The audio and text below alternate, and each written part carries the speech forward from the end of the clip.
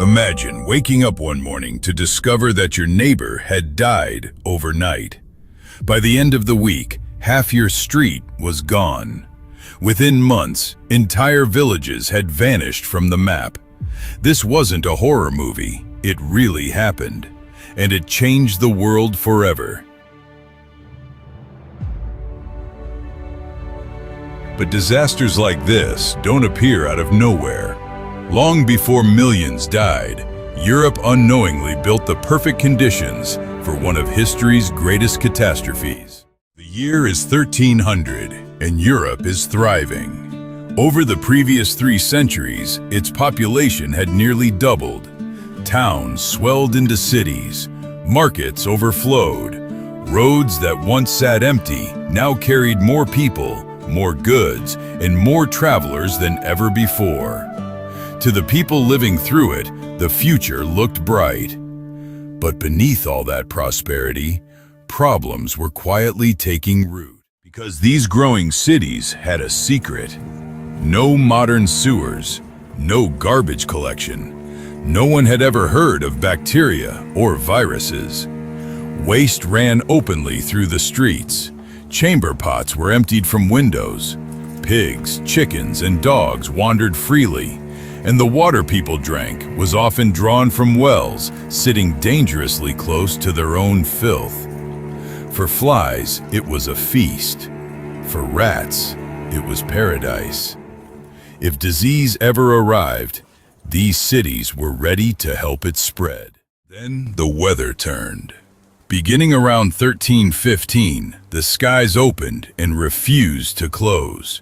Relentless rain rotted crops in the fields. Summers turned cold. Harvest after harvest failed. Grain stores emptied. Livestock starved. And so did people. History would call it the Great Famine. 3 brutal years from 1315 to 1317 that left millions weak with hunger. And hunger did something invisible but deadly. It wore down the body's defenses.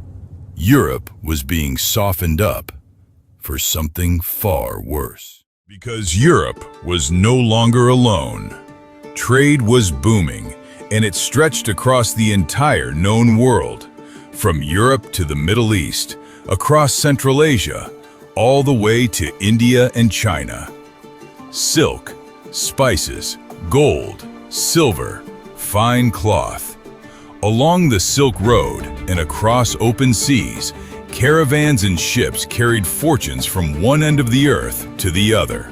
Every single week, thousands of people, thousands of animals, and countless crates of cargo crossed continents.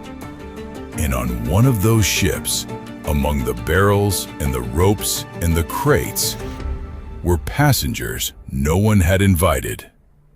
Rats. And on those rats, fleas.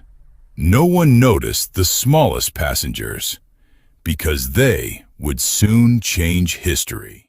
Today, we understand what medieval Europe could not. Deep among the world's rodents, a bacterium was circulating, one of the deadliest ever to touch human life. When a flea fed on an infected animal, it could carry that bacteria to its next meal. From rat to flea to human. A silent chain repeating over and over, completely invisible to the eye.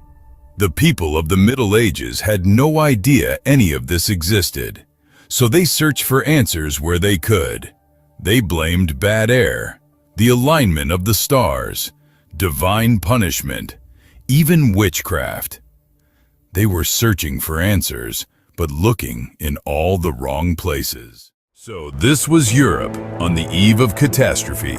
Crowded cities, weakened, hungry populations, trade routes stretching to the ends of the earth, and a deadly passenger moving silently across the world. Somewhere out at sea, a merchant ship turns toward the coast of the Mediterranean, its hold full of cargo and something far worse. In our next episode, the plague finally arrives. Would you have survived medieval Europe before the plague arrived? Tell me in the comments, and if you want to be here when the plague reaches Europe's shores, subscribe and join us as we uncover one of history's darkest chapters.